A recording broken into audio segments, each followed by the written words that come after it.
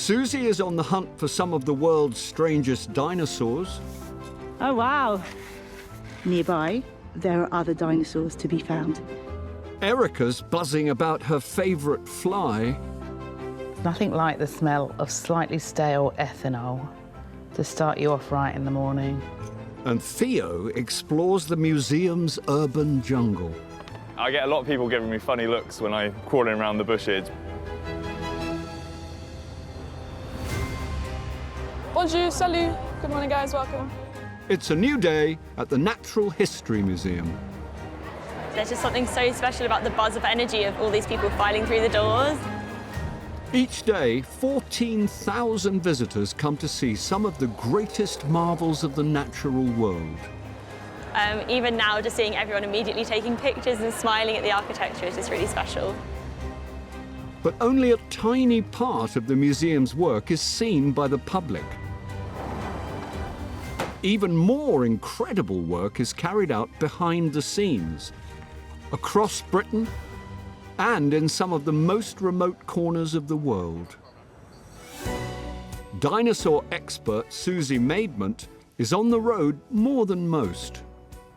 To be able to dig up a dinosaur bone and see something that literally nobody else has ever seen before is pretty incredible, and it is the kind of thing that, I dreamed about doing when I was 7 years old.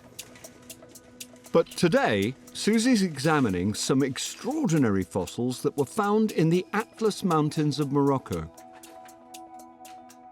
Although they belong to known dinosaur families, they have extraordinary punk-like features. This specimen is one of the strangest fossils I've ever seen. When I first saw it, I immediately recognised that it had this T-shaped cross-section, and that's really characteristic of the ribs of ankylosaurs and stegosaurs. Ankylosaurs are a group of low but quite long and very massive dinosaurs. But it's really weird because it has these spikes that are projecting upwards from the top surface of the rib. We don't see that in anything else, anything living or anything extinct. This specimen is actually a humerus, the upper arm bone of a stegosaur, and it has this really broad top end, and this part here is the shoulder socket, where the bone fitted into the shoulder, and then this end here is the elbow. And these big, broad muscle attachments here show us that it would have had great big strong muscles across the front of its chest. All of the stegosaurs were plant eaters, as far as we know. So basically, this was a vegetarian with big shoulders. Suzy has made it her mission to find out more about these surprising Moroccan dinosaurs. And there's only one way to do it. She's travelling to the Atlas Mountains where the bones were first uncovered. And she's recording her trip. We're here in Morocco. We arrived 2 days ago, and yesterday we met up with our Moroccan collaborators, and we went and had a look at some material that they'd dug up from the site we're going to for the next 3 days. And we're going to drive to our field site now. The dinosaur bones were discovered on a remote hillside farm. Some of the rocks here date back to the same time as the bones back at the museum. So it's the perfect place to hunt for more. And we've already started to find lots and lots of bone straight away. So we have bone all over here. There's a chunk. There's another bit there. It's this sort of purpley white colour. Here's some in here.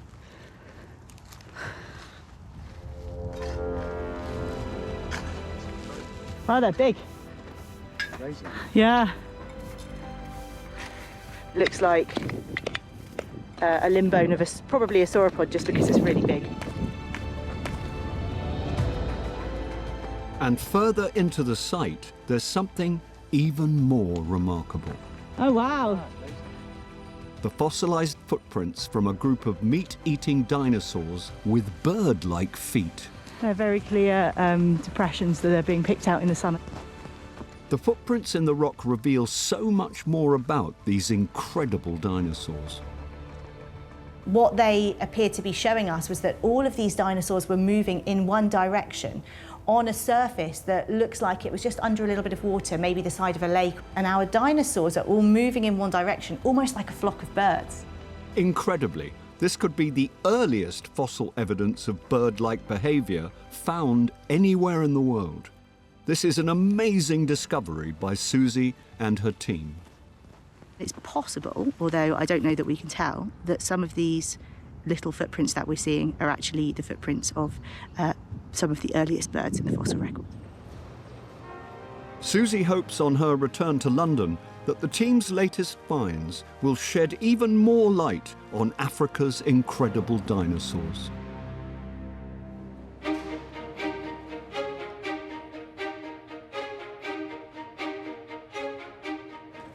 Matt has been crazy about bugs since he visited the museum as a child. And it's his job to share his passion and knowledge with the visitors. So I've got some cool specimens with me. I'm looking for someone that I could talk to them about. I think they're beautiful. Lots of people disagree with that. But hopefully, someone likes bugs. That's what I want to know. That's what I want to find, someone that likes bugs. We have one of the scariest things over here, in my eyes at least, a giant scorpion. I thought it was real when I first came here as a child, and it's a perfect exhibit on how weird and wonderful creepy crawlies can be. It's not easy choosing a personal favourite from 34 million insects, spiders and the like, but Matt has managed to pick one. So this is a spiny stick insect. Spanish. And the cooler the critter, the weirder it seems are its habits. So they'll often eat their own skin to get it back into their system. Lots of animals do it. My pet gecko does it. Thank you for the information. That's my pleasure. Enjoy the rest of your day. Thank you very much.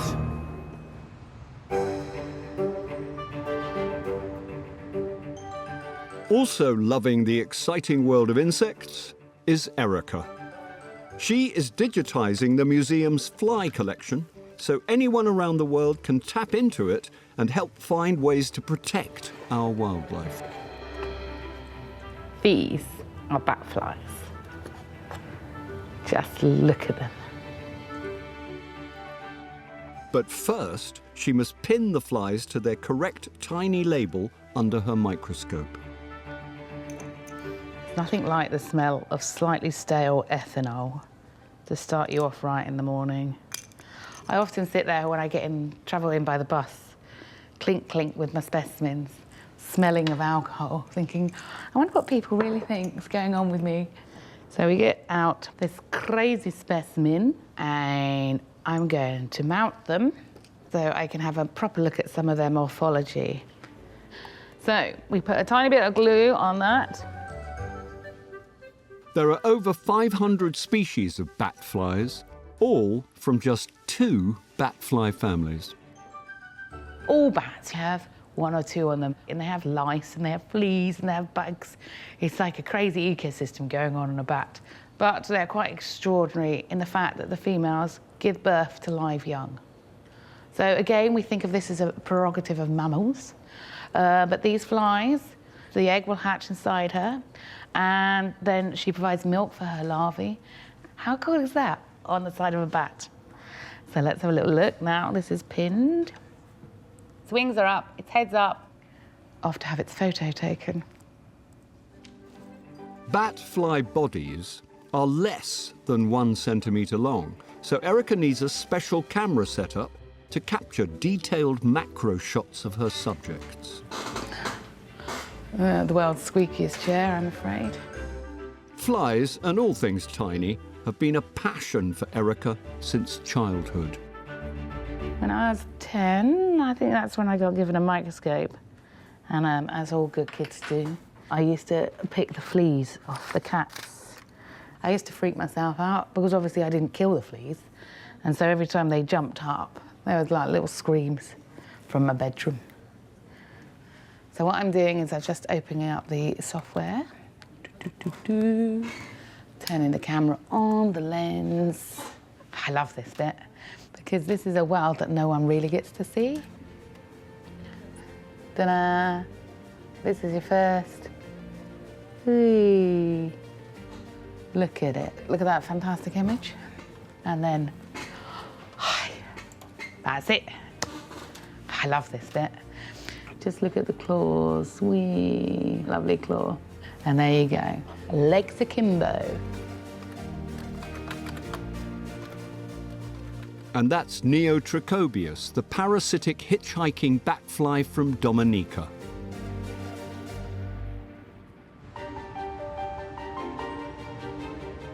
The newest part of the Natural History Museum is its state-of-the-art research labs. For Lauren Cook, working here is a childhood dream come true. I used to come to the museum and look around all of the collections downstairs, which was always one of my favourite things to do growing up in London. Lauren's mission is to track down creatures that have invaded the UK and are bad news for our local wildlife, like the Asian hornet and the signal crayfish. They're really, really damaging for the native ecosystems. They cost a couple of £1 billion per year to mitigate all of their damage, and that's not taking into account the other species that they might affect by bringing in diseases that we're not aware of. Joining the battle against invasive species, Lauren has teamed up with colleague Paul Clark. Hi, Paul. Who's been studying crab invaders crawling their way through London. I have been sent some photographs of a crab that is considered to be invasive in the Thames, and I think it could be this one, the one on the bench over there. If you could pass it to me. And this crab is really unusual and interesting. For a start, look at these mittens. Can you see? You can touch the mittens. I'll allow you to. How would you describe that? Yeah, it's furry. Yes, it's furry. So these crabs are unusual. They're easy to identify because of the fur. And this crab can get really large. And you could see this could have a real problem in the Thames. The crabs, known as Chinese mitten crabs, first arrived here in the water tanks of foreign ships almost a century ago. Since then, they have been destroying our native wildlife along the Thames. Worryingly, they have no natural predators in the UK to keep their numbers down. Since then, the population has exploded, and it's considered to be one of the worst 100 invasive species in the world. So Paul and Lauren want to find out exactly how far this damaging furry clawed crab has spread.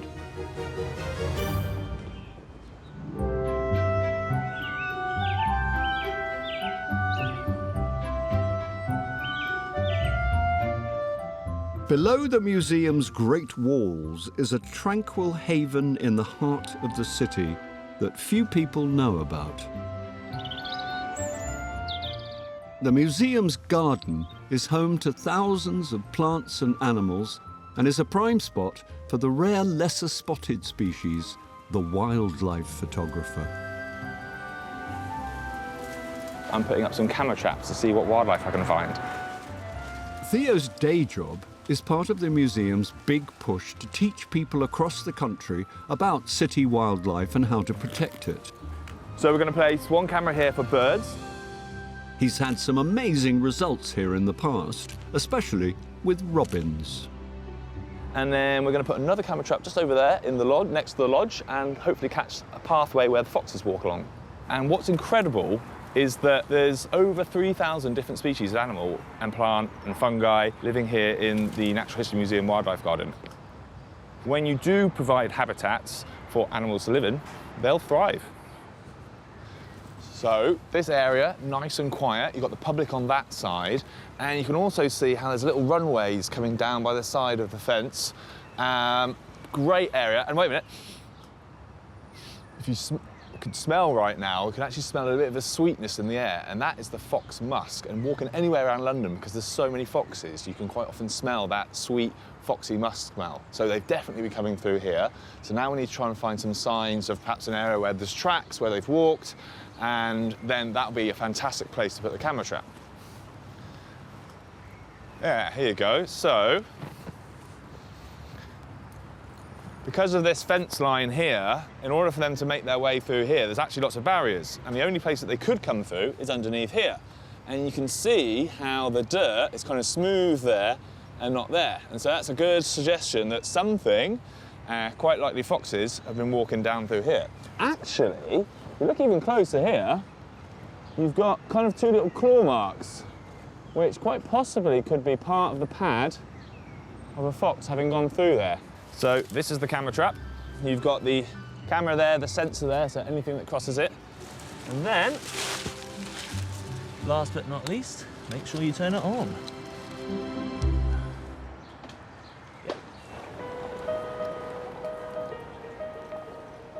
If you asked most visitors, the stars of the museum are the dinosaurs, with 150 species, some as much as 200 million years old. And behind the scenes, there are the remains of one that is so rare it doesn't even have a name. Dinosaur expert Emily Brown is trying to solve the mystery of this hidden treasure. This fossil is from a dinosaur found during the late 80s, and we keep it here in these 3 drawers. And because it doesn't have a name yet, it has a no entry sign, so it's very much top secret at the museum here. Identifying this dinosaur is a difficult job, and Emily starts by gathering as much information as she can from the fossil. So we think that this dinosaur, from the skeleton that we have, was probably between 4 and 5 meters long.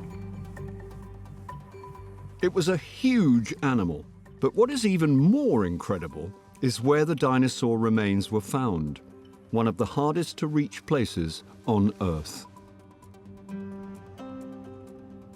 So holding anything that is 70 million years old is amazing, but it's definitely extra special that this was found in Antarctica.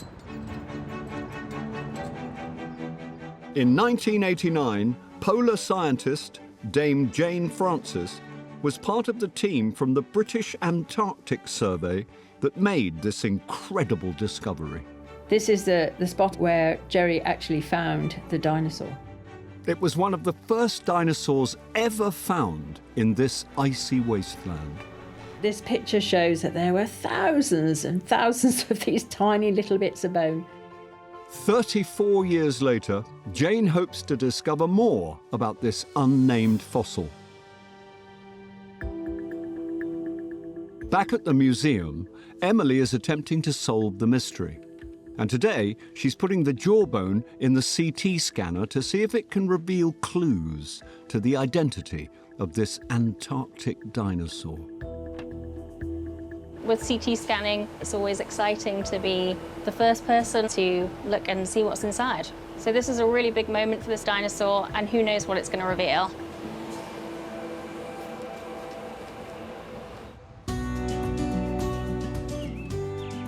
In the museum's garden, Coming to here. Theo has been stalking. Be really slow and patient, but they're quite bold. So you just got to move nice and slowly, not to scare them. Oh, beautiful. Stay there.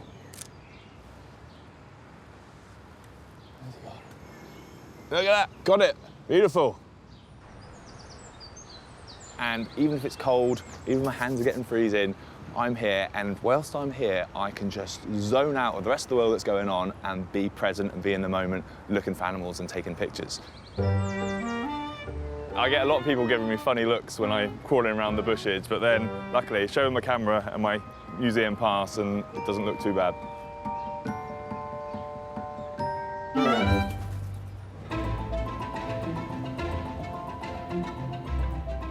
It might be vast, but the museum is still adding to its insect collection. Today, Inez, with a team from the museum, the National Museum of Scotland, Nature Scot and the Sanger Institute, have all come to this remote Scottish mountain, Ben A. They're looking for rare and maybe even new species. So we're on the hunt for some insects. We're walking through this ancient Caledonian pine forest, which is the largest fragment in the northwest of Scotland. Inez is working on one of the museum's most ambitious projects, the Darwin Tree of Life. There are over 1 million plants and animal species currently at risk of extinction around the world. And the museum wants to create a genetic DNA record of everything alive here in the UK before some of them vanish forever. So who knows, maybe things that we find this year will not be here next year, depending on changes in climate, of course, and changes in the environment. It's absolutely crucial that we capture this now while we still have the chance. Inez's job is to gather 70,000 UK species, and so far the museum's team has found 3,000, so just 67,000 to go. These are animals, plants, fungi, but hopefully today we'll be able to get slightly closer to that number. And the pressure is on. They need to track them down before some become extinct. Just some spiders. Aphid.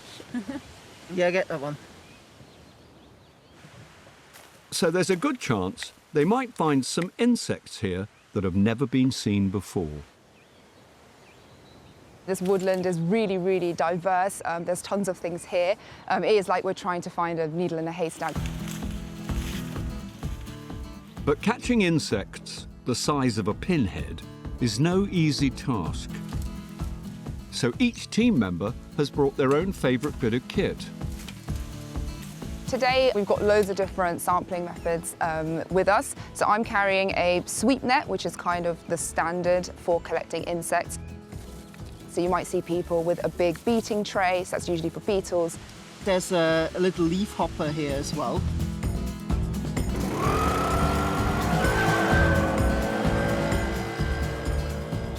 Yes, it's just a bug hoover, so I can have a look at them. So this little piece of equipment is a pooter or an aspirator, and it's a really simple device just to help us suck up the insects in a safe way.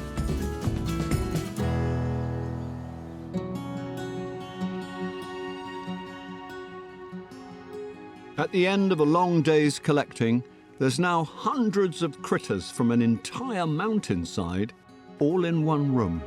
So identifying a species is an incredibly difficult and complex process, requires years and years of expertise. So here, the scientists are using different ways to get to the species name, and hopefully that means that we can process it for the project. Within the hall, they've discovered something extraordinary. It's a wasp that is so unusual it could be an entirely new species never found in Britain before. Now they need to get it safely back to the museum, where they will be able to properly begin the process of identification.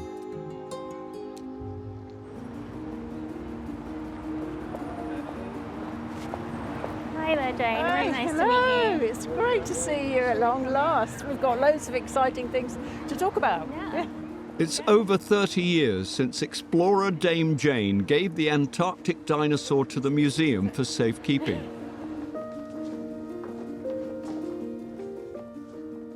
Now she's come to meet Emily to find out what type of dinosaur she helped discover all those years ago. So I've got the fossils out for you. Do you recognise any of these? Yeah, what's this bit here? This would have been part of the area that held the brain while it was alive. But it's quite small. It is very small, yeah. So it's Probably got a wasn't really- the cleverest thing.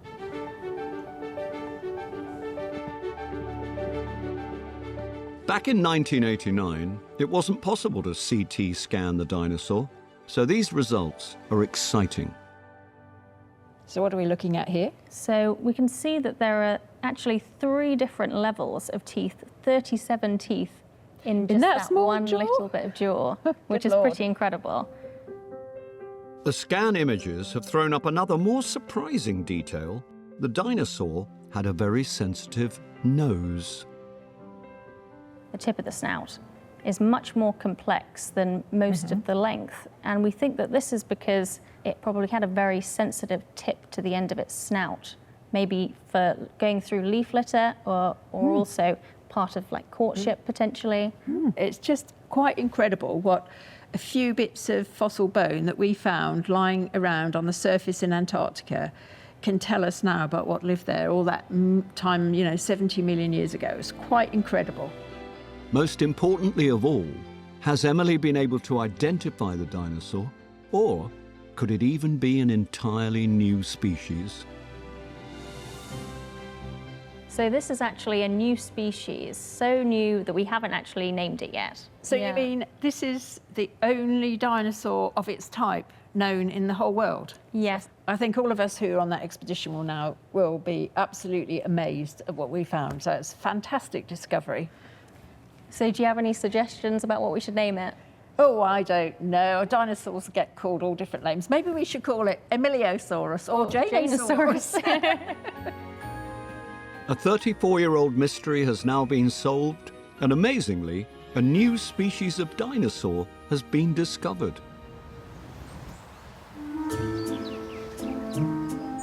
Meanwhile, Theo is back in the museum's garden to check his camera trap. But it seems the foxes have been camera shy today. But that isn't always the case. So we're going to need a little bit of luck, but in the last year I've managed to capture great tits, blue tits, wrens, the whole of the fox family. In fact, the foxes have been enjoying this garden for years. But today, there's another visitor. There's a robin literally 1 foot behind you, maybe half a foot, and really slowly down to the left. Hey, buddy. You're being very bold, coming and saying hello.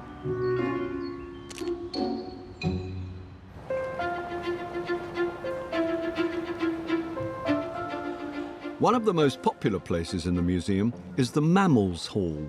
It houses this magnificent European bison which still lives in parts of Europe. But behind the scenes, evolution expert Tori Herridge is working on the steppe bison that went extinct at the end of the last ice age. This is a steppe bison, a bison from, let me have a look, this is from East Wickham in Kent. 249 millimetres between the horns there. I think if you came face to face with that on the steppe, you'd be pretty overawed. These huge creatures would have roamed around Kent. The most improbable thing when you think of this, like to me, that ordinary landscape of home just transforms when you suddenly think of it just teeming with animals like aurochs and bison and mammoths and lions and hyena, and it's just, the wilds of Essex.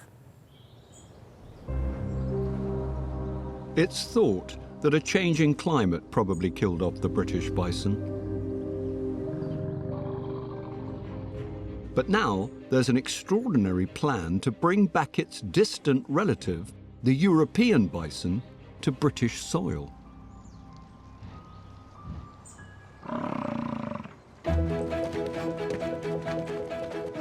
"70 miles from the Natural History Museum is the Wilder Blean project in Kent. Tori is meeting Conservation Officer Vicky, who is overseeing a project to bring wild bison back to Britain. They want to see if bison can really improve our landscape, and the museum is helping them.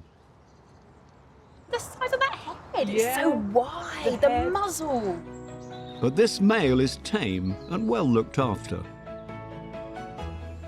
Roaming in 50 hectares of Kent forest are 4 wild bison. The plan is to see if by doing what they do naturally, the bison can improve the woods, just like their ancient ancestors. For hundreds of thousands of years, Britain has been a landscape where animals, and people, but where animals have changed the environment that they live in and have maintained ancient woodland groves, mosaic environments. But just how will they do it? Wild bison are big eaters, chewing their way through tough bushes and even bark. This creates clearings, allowing more sunlight and a rich mix of plants to grow, and even small animals like hedgehogs to return. And eating so much also helps in another way. This is the first thing that I wanted to show you. Oh, Vicky, you are really spoiling me. I know how to treat you. It's a poo.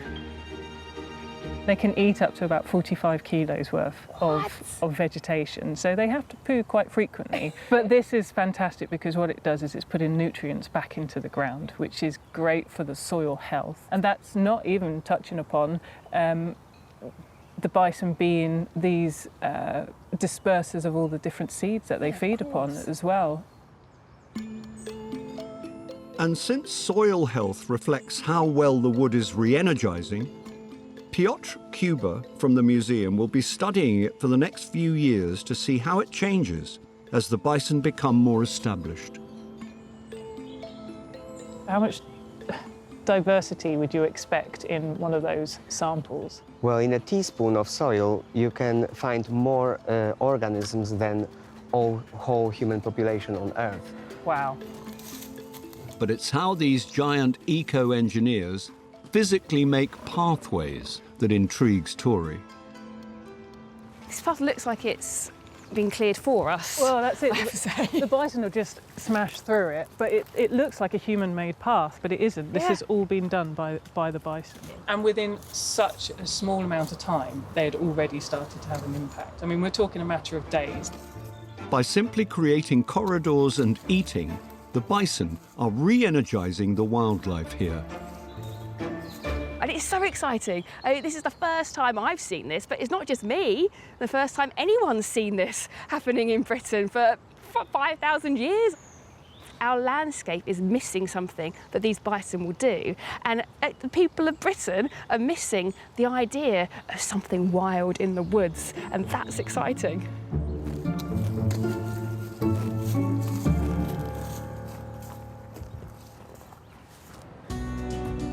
It's the end of a long day for the staff at the Natural History Museum, but as some head home, others are off to set up one of London's great nights out. Robbie to all staff, standby positions for doors opening. Tonight, it's the museum's silent disco, where you can literally dance with the dinosaurs. And it's Robbie Watts's job to look after the 850 party animals descending on Hintsey Hall. I manage the silent disco every month as part of the events team. Yeah, every last Friday of the month we do one of these. It's a real good fun one to do. You get lots of different types of people that might not necessarily come to the museum, so it's great to introduce them to it, and hopefully they come back again. Charles Darwin would be incredibly proud of this whole place. I think he would have loved it. But tonight, it's not about the facts of life as the dinosaurs and disco divas take to the floor.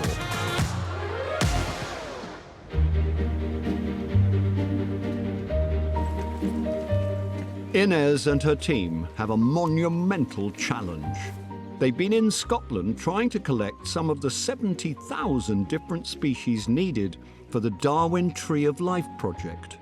Out of the hundreds of insects they've collected, one tiny wasp intrigues them and could possibly be a new species. How are you doing? Yeah, I'm good. So I've got those specimens from Scotland, but on dry ice now. So I brought them over. So that's that wasp that we were talking about on the trip. Gavin is head of insects at the museum. Even though there are over 7,000 different wasp species in the UK, he's got the tricky task of working out if this is a brand new species. People often confuse wasps with flies, because to be honest, you know, wasps come in all shapes and sizes and often not black and yellow striped.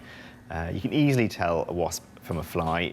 They've got long antennae, they've got really skinny wasp waists, they dart around really quickly, they're restless little things.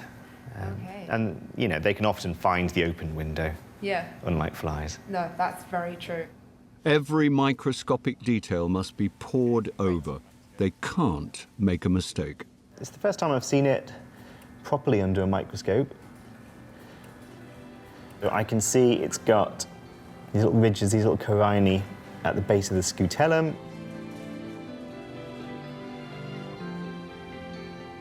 So I think this is the new species, the newly discovered one, the one which is only known so far from this little bit of Scotland.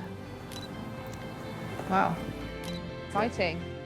The wasp from the remote Scottish mountain is new to science.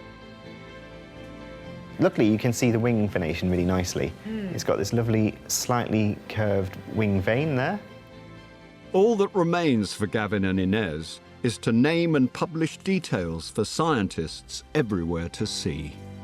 You know, even in the UK, there's loads of new species to be discovered. Lots of discoveries about new species for the country, new species for science. The wasp is put back in dry ice, ready for the next stage of its journey to the Sanger Institute, where its DNA will be decoded for future generations. Another important branch in the amazing Darwin Tree of Life project.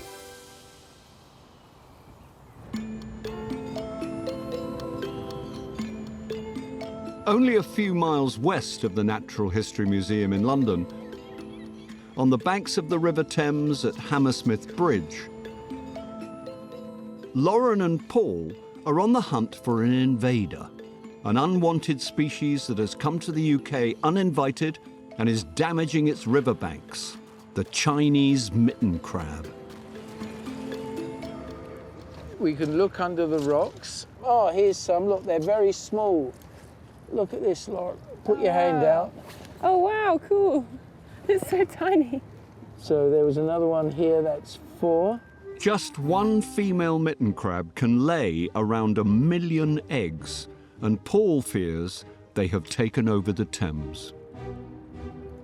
And you can see how these mitten crabs that must be in the Thames in their millions. They're really well camouflaged. Look, look, it's going to really get going, and it will probably bite me, but all in the name of science. Does anybody eat these? They do. In Southeast Asia, they eat them at this time of year, much bigger than this, and they cost about 85 pounds a crab. They're a delicacy, and the delicacy goes back to China many, many millennia. Sounds delicious. Yes, not my scene, I have to say. Now they've found them, Lauren is going to test if the crab's DNA is in the river water. If it is, this test could be used to track down the crab nationwide. So I'm just going to take this plastic bag, and if I fill it up with water... Sounds good to me. I'm learning something now. Yeah, there you go. Mind how you fall in. If mitten crabs have taken over the Thames, then Lauren's new water test will show tiny traces of the crab's DNA. By filtering the water, the little particles get caught on the filter. On that filter, it will have the Chinese mitten crab's DNA, but also the DNA of everything else that lives in the Thames. Yeah. This is amazing technology. Who would have thought you I were know. picking up DNA?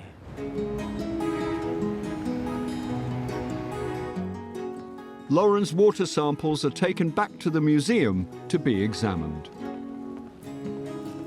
All of the DNA should be stored on this filter. We can see that it was in all of the samples that we took from the Thames. The DNA is in the water, and this just confirms what Paul has been saying, that there is a really established population of crabs in the Thames. This is not good news. The crabs consume a lot of food, and also burrow into river banks, which can then collapse. And they are just one of 194 invasive species considered to have a negative impact on British wildlife.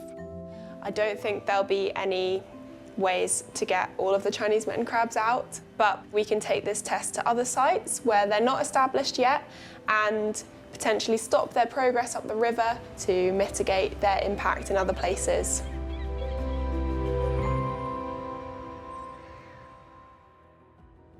Another busy day ends at the Natural History Museum, but its diverse and incredible work will continue.